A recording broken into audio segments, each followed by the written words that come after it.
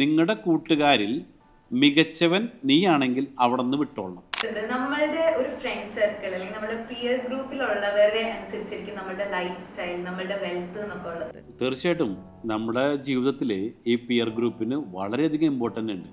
നമ്മുടെ മുൻ രാഷ്ട്രപതി APJ അബ്ദുൽ കലാം സാറ് പറഞ്ഞൊരു കോട്ടുണ്ട്, നിൻ്റെ 5 സുഹൃത്തുക്കൾ ആരാണോ അവരുടെ ആവറേജ് ആയിരിക്കും നിൻ്റെ വരുമാനം, നിൻ്റെ സ്വഭാവം.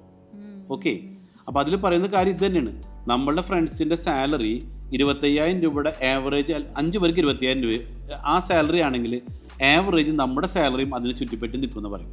നിൻ്റെ ഫ്രണ്ട്സ് 5 പേര് ആരാണോ അവരുടെ ക്യാരക്ടറിൻ്റെ ഒരു ആവറേജ് ആയിരിക്കും നമ്മുടെ ക്യാരക്ടർ. അപ്പോൾ അതുകൊണ്ടാണ് പറയണം, നമ്മളുടെ ഫ്രണ്ട് സർക്കിൾ തിരഞ്ഞെടുക്കുമ്പോൾ ഇപ്പം എങ്ങനെ പറയും, കൂട്ടത്തിൽ നിങ്ങളുടെ കൂട്ടുകാരിൽ മികച്ചവൻ നീയാണെങ്കിൽ അവിടെ നിന്ന് വിട്ടോളണം. ഓക്കെ, ഇപ്പം എക്സാമ്പിൾ പറഞ്ഞാൽ 5 ഫ്രണ്ട്സിൻ്റെ സാലറി 25,000, നിങ്ങളുടെ സാലറി 30,000, അവിടെ നിൽക്കരുത്. കാരണം മികച്ചവനാണ്. അപ്പോൾ നമ്മൾ എന്ത് വിചാരിക്കും, ഇവരേക്കാളും ടോപ്പ് ഞാനല്ലോ. നമ്മൾ എന്ത് ചെയ്യണം, 50,000 രൂപ സാലറി മേടിക്കുന്നവരെ കൂടെ വയ്ക്കുക. നമ്മളറിയാതെ നമ്മൾ അവരിലേക്ക് എത്തിച്ചേരും. അത് കഴിഞ്ഞ് അതിൽ ടോപ്പ് അടിച്ചാലോ നമ്മൾ 1,00,000 രൂപയിലേക്ക് എത്തണം.